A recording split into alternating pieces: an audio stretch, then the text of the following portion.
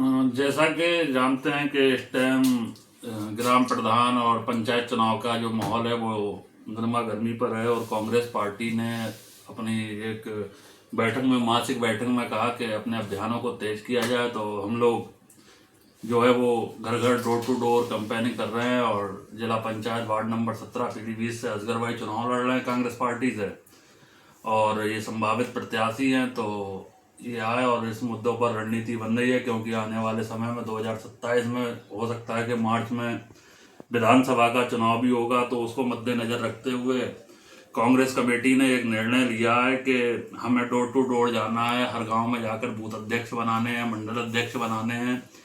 और इस कैंपेनिंग की शुरुआत 7 मार्च से शुरू होगी। हर ब्लॉक स्तर पर जाकर जिला अध्यक्ष, जिला सचिव, कांग्रेस कमेटी के लोग जो है वो पहुंचेंगे। लेकिन मेन बात यह है कि कांग्रेस को वोट देना कितना जरूरी है, सबसे बड़ी बात यह है।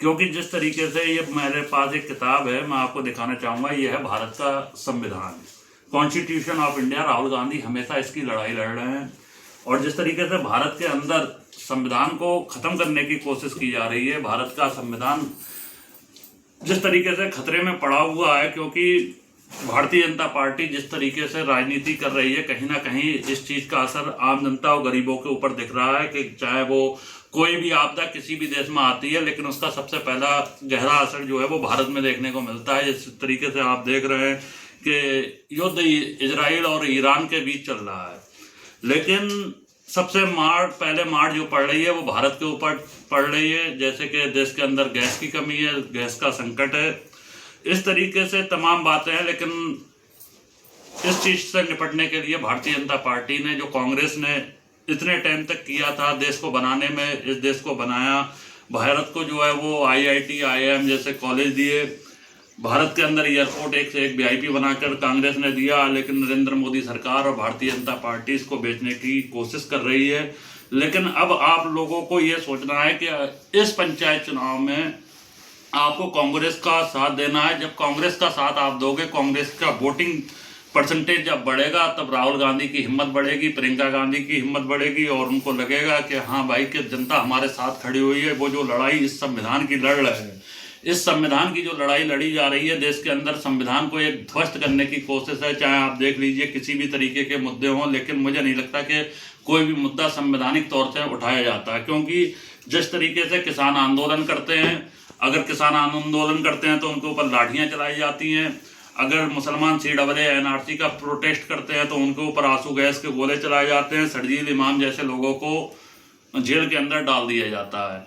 ये बहुत सारे मुद्दे हैं और सबसे बड़ी बात यह है कि जब संसद लगती है, संसद के अंदर बैठकें होती हैं और एक फाइल आई थी अभी एपिस्टीन फाइल, जैसे ही राहुल गांधी उसका जिक्र करते हैं तो नरेंद्र मोदी जो है वो उस चीज़ का जवाब नहीं दे पाते हैं। और जैसे ही एपिस्टीन का नाम आता है तो संसद के अंदर बैठे हुए ओम बिरला साहब माइकों को म्यूट कर देते हैं और नई नई का नारा लगाते हैं। तो इसका मतलब ये है कहीं ना कहीं भारत का संविधान जो है वो कमज़ोर हो रहा है। और जब भारत का संविधान कमज़ोर होता है तो सबसे पहली मार जो है वो माइनॉरिटी के ऊपर पड़ती है। और माइनॉरिटी ही नहीं, जब अगर माइनॉरिटी पहले उसकी मार खाती है, लेकिन उसके बाद मेजॉरिटी भी कहीं ना कहीं इसकी जद में आती है और मेजॉरिटी के ऊपर बाद में बहुत गहरा असर आ सकता है। तो माइनॉरिटी और मेजॉरिटी दोनों को समझना पड़ेगा कि ये किसी के अपने नहीं है। क्योंकि मुझे याद है आज से तकरीबन 7 या 8 साल पहले, क्योंकि भारतीय जनता पार्टी तब तक हिंदुओं की पार्टी है जब तक किसी भी हमारे हिंदू भाई के साथ अत्याचार नहीं हो रहा है। क्योंकि मुझे याद है 7-8 साल पहले नेहा दीक्षित और प्रेमला दीक्षित ब्राह्मण महिलाएं थी कानपुर देहात के अंदर, उनके घरों पर जब बुलडोजर चला और उसका दर्द अपनी जबान से गायिका नेहा सिंह राठौर, लोक गायिका है, उन्होंने जब इस चीज़ को अपने गीत में बयान किया, तब योगी आदित्यनाथ की पुलिस ने उनको गिरफ्तार किया था।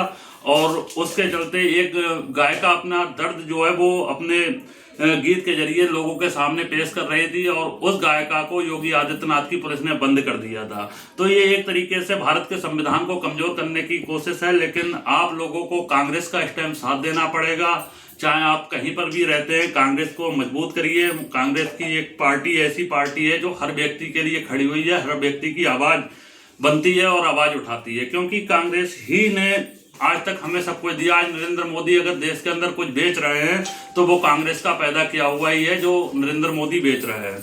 अगर कांग्रेस ने IIT IIM और बिजली की व्यवस्था जिस तरीके से बनाई थी, अगर वो ना होती तो मुझे नहीं लगता है कि कांग्रेस ने जो किया है वो नरेंद्र मोदी बेच पाते।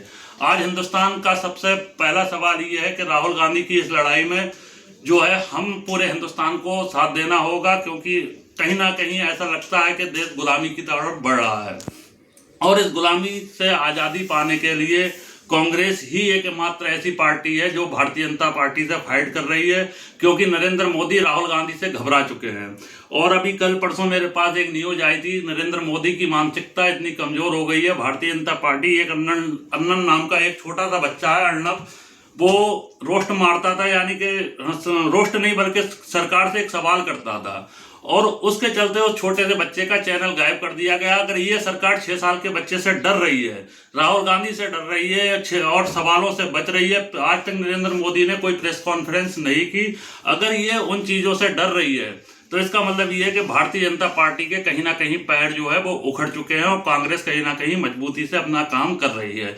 राहुल गांधी के सवालों का जवाब नरेंद्र मोदी ना संसद के अंदर दे पा रहे हैं और नरेंद्र मोदी डर रहे हैं कि अगर वो कई बार 2-3 बार सांसद के अंदर पहुंचे भी नहीं, सांसद लगी हुई थी, उनको खतरा था कहीं ऐसा ना हो कि औरतें हमें वहां की जो कांग्रेस की महिला सांसद है वो कहीं ऐसा ना हो हमको मारे, और ये इल्जाम कांग्रेस के ऊपर लगाया नरेंद्र मोदी ने, लेकिन नरेंद्र मोदी डर रहे हैं। तो इसलिए आपको साथ देना है और इस संविधान का ख्याल रखना है। रागी मलिक को दीजिए इजाजत। जय हिंद, जय भारत, जय कांग्रेस। संविधान को बचाने की लड़ाई में हमारा साथ दें।